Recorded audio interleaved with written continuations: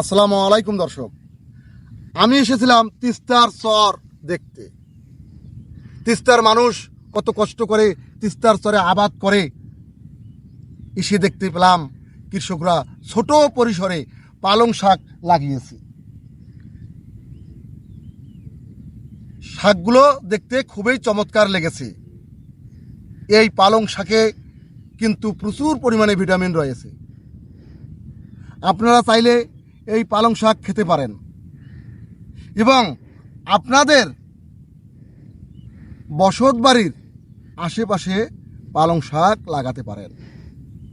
দর্শক, তবে চেষ্টা করবেন রাতের বেলায় শাক না খাওয়ার, এতে ডাইজেশনের সমস্যা হতে পারে। তো দর্শক, আমি আরিফ চৌধুরী তিস্তার চর থেকে বিদায় নিচ্ছি।